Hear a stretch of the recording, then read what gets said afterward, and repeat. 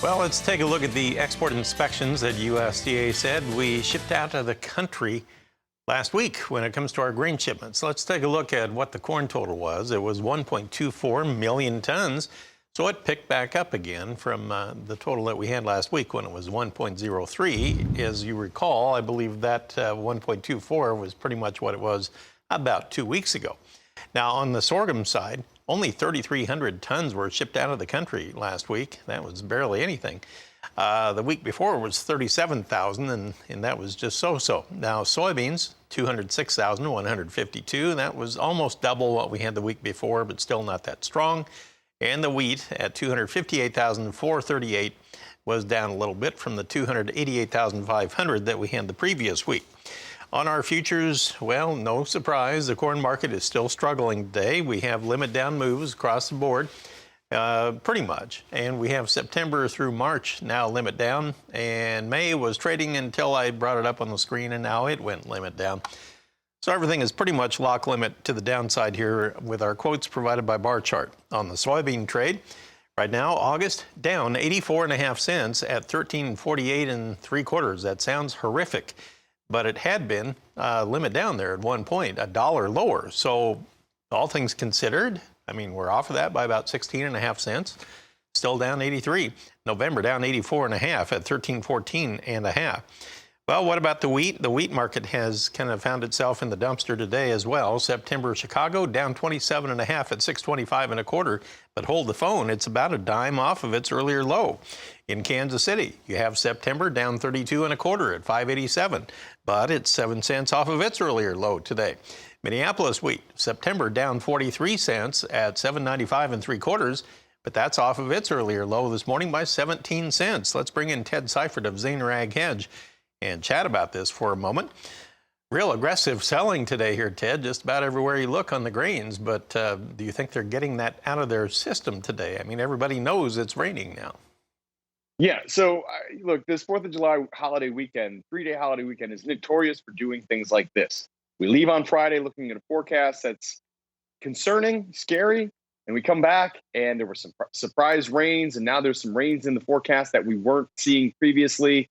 So you put all that together, and that equals limit down across the board in corn and a sharply lower day for soybeans. Now, I don't know if beans should be as heavy as they were today, but you do get the feeling that they're selling some of the corn in the bean pit because they can't sell the corn limit down. And so that's put a little more pressure on us. But are we going to get the follow-up rain? And that's what really is the question. Is this a change in the weather trend overall? Or is this something that happened because there was a hurricane that kind of shifted some things around that allowed these rains to happen, or is going to do that for the week? So I don't know. I think for me, it's too early to say. I would also say that, you look at the soybean balance sheet with the acreage number that we saw last week, and we need trendline yield. If we don't have that, we still have a very tight soybean situation. Even with trendline yields, we have a very tight soybean situation. Right. So I don't know if this is a change in the story overall. That's absolutely right. And you do have to step back and take a look at the bigger picture sometimes.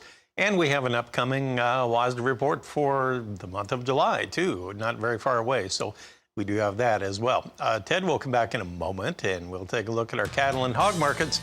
All kinds of dynamics at work there we'll discuss when we come back. We are back with Ted Seifried of Zaner Ag Hedge, and as we talked about the weakness in the grains, although they are coming off of their lowest levels, let's take a look at live cattle and see what they are doing. Can they get any momentum today? Well, you know what? Maybe they are. August is now 12 cents higher at 122.12 per hundredweight, and it's $1 off of its earlier low. October just a nickel lower now at 128.02, so it's within 15 cents or so of its high of the day right now. It's about $1 off of its low. Well, let's check out the feeder cattle market. How's it doing so far? Currently on feeders, you have the August $3.75 higher now at 160.80 per hundredweight. So they're taking the spurs to this one within a nickel of its high of the day. September up 3.40 at 162.82. Over $3 higher all across the board on the feeders. Meanwhile, on the lean hogs, you have the August contract $2.35 higher at 102.57, and that's about it. Everything else, October on out, is 10 to 90 cents lower. So, Ted, everything's starting to firm up a little here on the livestock side on the cattle. Yeah, the feeder cattle are really trying to pull the live cattle up with them. And the idea that, hey, if we're going to get some more rain, maybe we won't have this urgency to push to marketings. And so that's kind of supportive.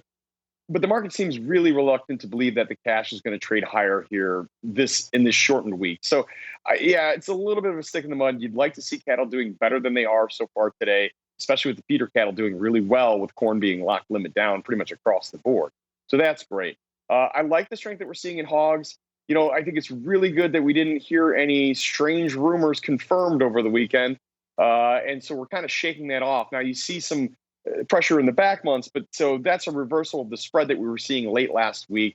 I like the fact that we're reversing that spread. I think we still have more upside potential in hogs. I'm bullish demand, and I really do think that there's a justification to go and fill that gap that we have at 112, right around 112 on that August chart. Interesting stuff. Now, 112, of course, that would be, about $10 above where we are right now. Yeah. I did want to take a quick look at some of the outside markets here, too. We were talking about this during the break here.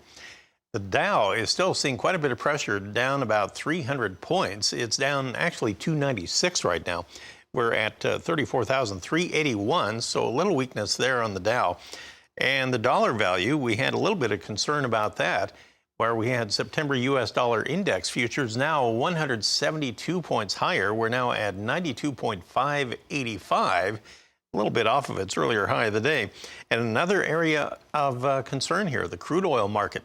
Well, we have the August contract now trading $1.71 lower, and we're quoted at $73.45 per barrel off of its earlier high of the day when it was $76.98.